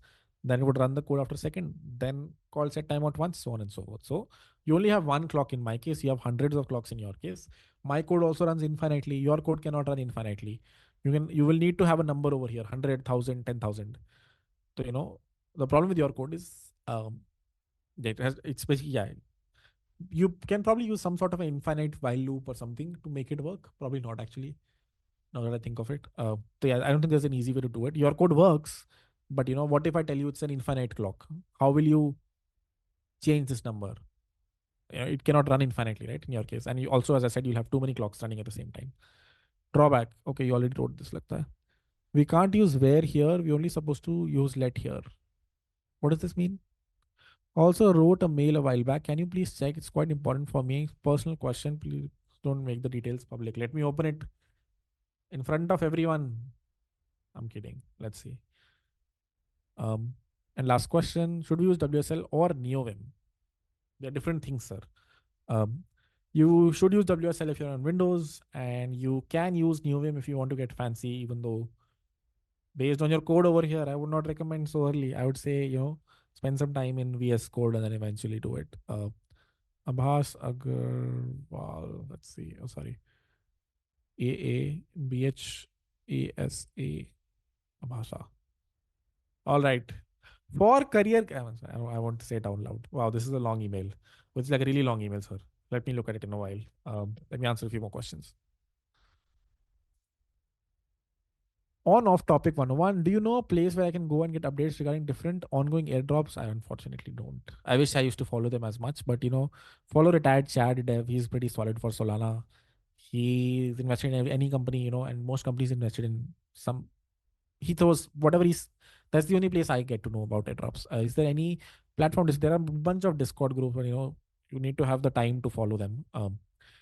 I don't, so I don't know. If not, then we should create one, huh? Yeah, but like 100x devs community is like barely some, like maybe I don't know, 1% people who even understand what airdrops are. So we can create it, but I don't think it'll be very this thing. Okay, update on the airdrop. Airdrop is in the Ton chain. It's called Dogs, but the supplies over 80% are given to users. Got Telegram? They have a community. It is given to users. Got Telegram. What does that mean? Any user who has Telegram has it. You can check here. Can tell me, should I hold or sell? Just sell it. Always a good idea to sell it. I have 41, so it'll be more than $225. Wow, it's a lot of money. Um, yeah, I never keep any airdrops unless I believe too much in the team. I just sell them. They usually go down only, man. Most coins go down at least right after the drop. Whatever price you're getting, it'll probably go down. I think we're going a little too off topic here. I need Ton to move this. My wallet is my one Ton MoonPay. It's got 20,000 minimum. If anyone can help our friend out, he needs some Ton over here. Can someone send him 0.1 Ton for gas? Here is his address. Feel free to take a screenshot. I had some ETH but lost it on stake. That is why you don't gamble, my friend. I'm thinking if I can I don't have any sex. Uh, I don't have any account on a centralized exchange, which is why I don't think I can help you here. All right, let's see. Let's say I have striked through the to do. Now I want to delete some other to do. Now render function will run. So will my strike through to do reset? No. As long as your state variable reflects that. If your state variable, if your state in this case looks something like this, okay, to do's, may you push title and strike false. If you push something like this to state, and whenever you're rendering it, you will, let's say, how do you strike in CSS? Let me just make it bold rather than style. That'll also be hard. Strike in CSS. Oh, it's a strike tag. Ugh. Hmm. It'll be a little hard to write that code. I'm avoiding writing that. Happy to write it, but basically, there you go. This is the brief of your to answer to your. Here is a brief of an answer to your question, which is you will store it in state. Whenever the strike true or false happens, this will become true and this will become false for your state variable. And as long as you are in this create to do component striking it, if to do dot strike is true, if to do dot strike is true, then you strike the thing. In that case, doesn't matter if you delete it, the other to do will still have strike set to true, so you will still have put a strike through it. um Let me know if you did not understand. I'll code it. Hello bhaiya, I've made web3 notes updating every week. Please review week 3 notes. Let's see. Shayuki as well. I'd like to continue writing these notes. Let's see. uh I've seen this. I told Rookie to add these. Did he not? We'll have to pay you for them as well. Ishan also writes them, so these might just be extra. But there's no harm having two set of notes. So ping Rookie, and we can add them. These look fairly comprehensive, so we can add them to app.handexapps.com as well. But yeah, I've created this for DOM manipulation. Okay, a few more projects, Strike through question answered. Another Notion doc here. Another Notion doc here. We can simply do this to update. Uh, Yeah, that works. That works. That works, Shubham. What you've written is right. All right, another to-do application and edit it. That looks right. Everyone's using prompts. Are you guys using Chat GPT? By prompts, I mean, whenever I click on edit, a prompt comes up here where I can update this. So if I go to Chat GPT and ask it to create a to-do application using DOM manipulation, will it give me the same thing? I don't know. Maybe it will, maybe no, not. But like generally, would urge you to code this yourself if you were using an AI. But yeah, matlab, in the script tag, we are ourselves creating render function by DOM manipulation. But you are saying that we don't have to do DOM manipulation in React, but script tag we have at least in the render function. You are right. You are right. कि यहाँ पे तो अभी we are doing DOM manipulation. But when we use React, we will not do this. We will not write this. We will simply write, you know, script src equal to react.js, something like this. We will not write this function ourselves. Right now we are, because as I said, right now we are writing the React library. This code that I've written is similar to what is written in the React library. So yes, right now we are doing DOM manipulation. When we reach React, we will not do this. We will simply import the React library. Few more projects. I have I have to participate in a hackathon. I have to learn back in 2 to 3 weeks. Oh boy. Yeah, GPT is your friend, sir. I think if you have to quickly whip up whatever you need through GPT and make sure you understand what is happening and go from there. It will be very hard for you to learn backend completely in 2 to 3 weeks. If you can learn at all, the Merge stack is the only place you can learn. Thankfully, next week we will start Node.js. In 2 weeks, actually, you can create HTTP servers from the code itself. But I don't know if 2 weeks are enough for you for the rest of it. You might have to create the application until then. So yeah, all right, looks good. Select. Oh wow, beautiful. Do you see this thing go up? Great. And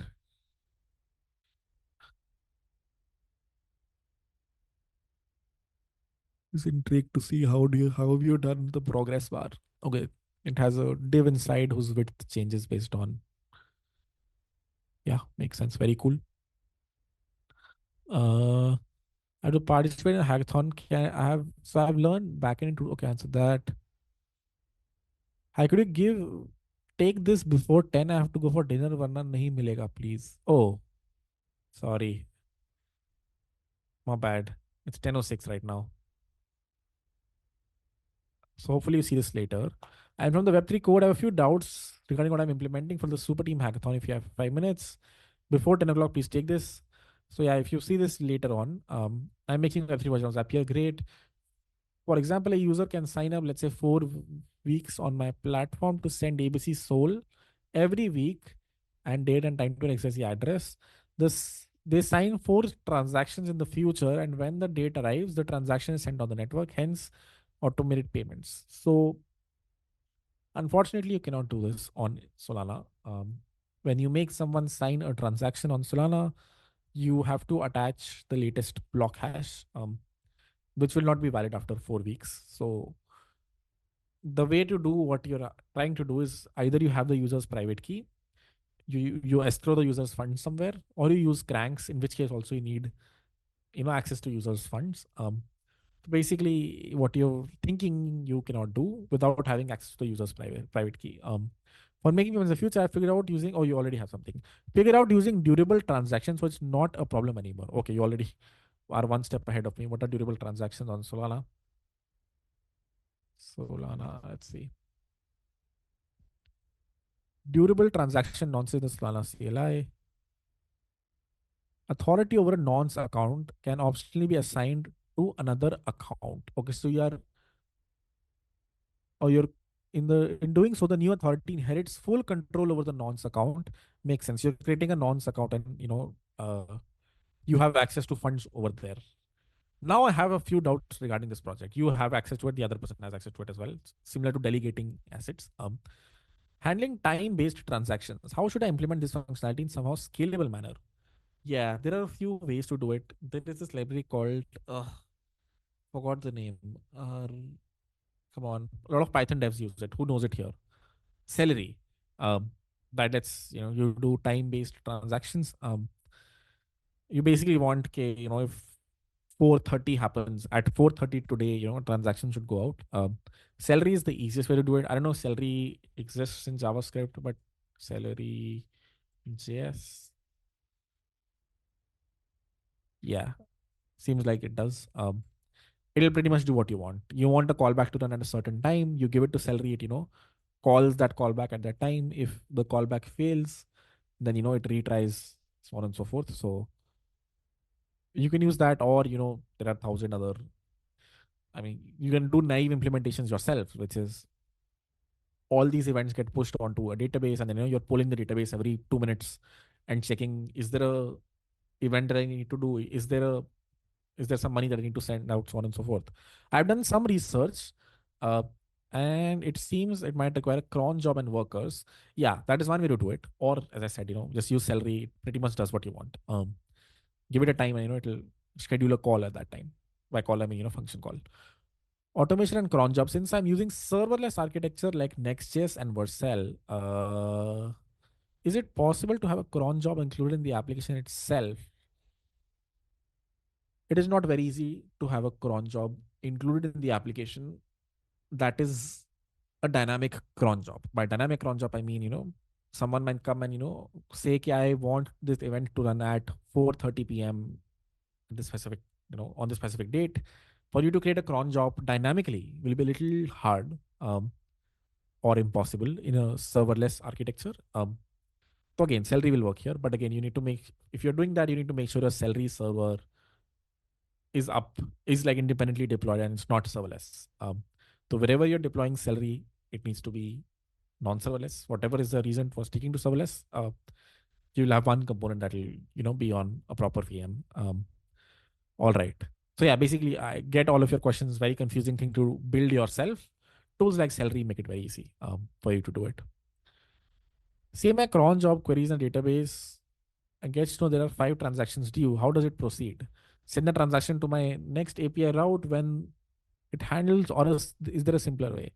Let's say my cron job queries the database and gets to know there are 5 transactions. How should it proceed? Yes. So the weird, ugly way for you to do this is in your cron job itself, send 5 transactions to the blockchain. A better way to do this is put this onto a queue and eventually process them, because transactions fail a lot. So it might happen your cron job tells you you have to send 5 transactions. You send 5 transactions, none of them reach the blockchain. They are lost forever. So you actually need to keep retrying it. So you need slightly asynchronous architecture. By asynchronous architecture, I mean when you have to put these 5 transactions on the blockchain, put them on a queue, have some workers that are constantly polling the queue and making sure this job does reach the blockchain. If it doesn't, need to keep on retrying it. All right. So seems like you have a lot of challenges on the Web2 world in a very standard, challenges if you're trying to build a time-based cron application like this for your users. Number one, for the hackathon, you don't have to over optimize. You can every day at a certain time run crons that send out these transactions. But yeah, as I said, there's the best way to do this is used a library that does exactly what you need here, which is time-based event running, which Celery does out of the box. Some of the questions might be no, they're not stupid. They're like fairly. I understand where the questions are coming from, because if you ever want to build a dynamic cron application, by dynamic cron application I mean your users can schedule tasks at a certain time, then that is actually a fairly complicated problem to solve. And you can, as you said, constantly keep polling the database. Yeah, is there a cron job? Is there are there any tasks I have to run? And once you get a bunch of jobs, you should process them asynchronously. You should put them on a queue and slowly process them.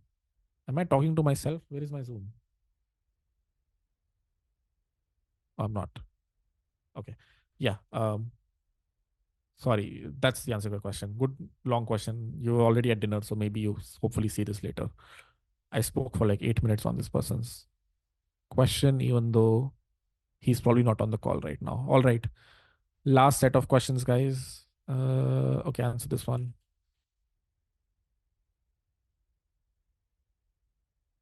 Any more questions? All right. A few more docs, and we will pause. Session on learning public. What does that even mean? I've created a wallet, web-based wallet as first time, add functionality to send soul. Let's see questions. I know a bit of React and beginner backend dev, like how to write HTTP servers in Express. What do you recommend? Should I completely focus on Web3, or, I mean, for the first few weeks as I'm new to it, yes, you'll be fairly, if you know MongoDB, you're like good for the next 4 or 5 weeks. So yeah, feel free to just, but this is not enough to contribute to any open source project. You can contribute to one that uses Mongo. Processing org has this P5 JS editor project that's the standard JavaScript Express MongoDB stack, but you won't find any professional code bases using it. All right, let's look at your code.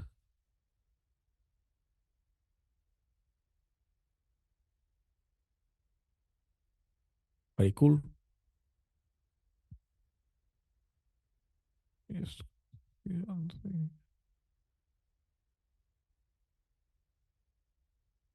Hey, are you cheating here? Why are there no HTTP calls?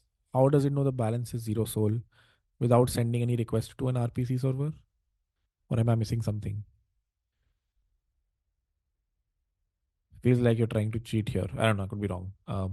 I don't see any network requests going out. So how do you know the balance of a user? Is this hard coded? You already did this, right? Added the functionality to send soul. Acha, you added the functionality to send soul, not the functionality to see soul. Makes sense. Alrighty. Answered this one. Answer this one.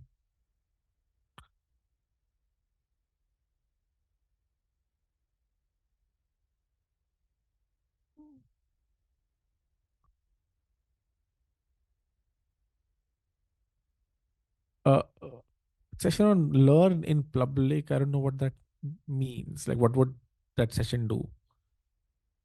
That is what I don't know. Elaborate a little bit more next time. Alrighty. And and pretty nice UI. Very Japan like. Not Japan like exactly. That's not a Japanese. Never mind. Related to Web3. Okay, answer this one. Questions. When is the video of Same getting released? Well, Let's see. It's supposed to come right now from the editor, which if it and then it needs to get a few approvals. Let's see. देखो आ तो गई है. Would you like to get a sneak peek?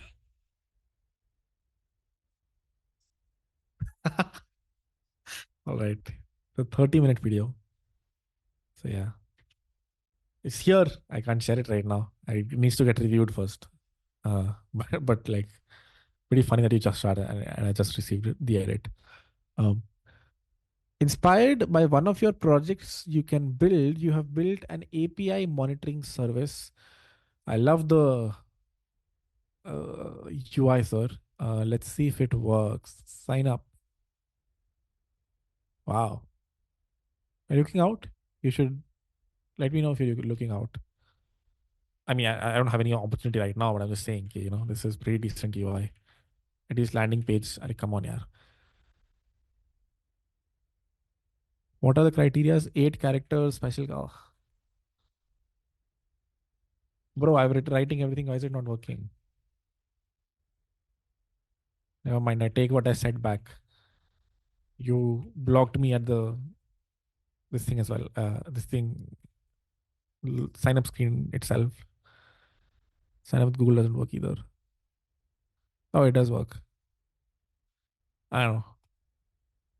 Yeah, it's stuck. But yeah, the UI looks good.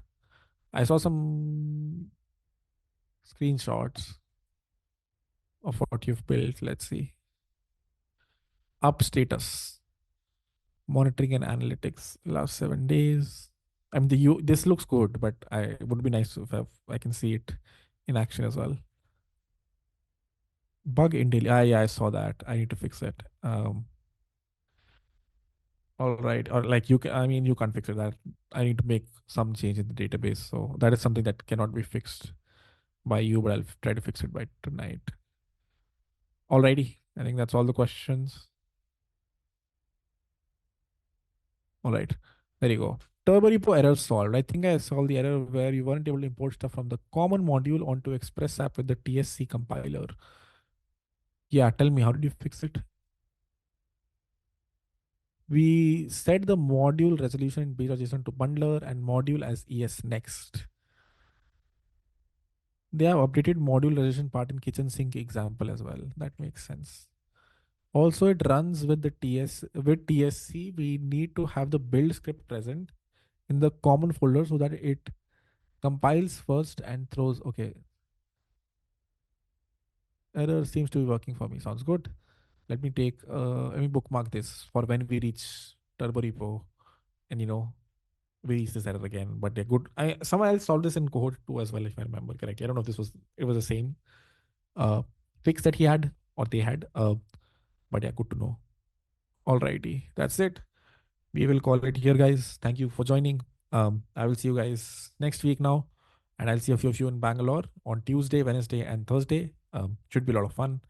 Have a good night. Oh,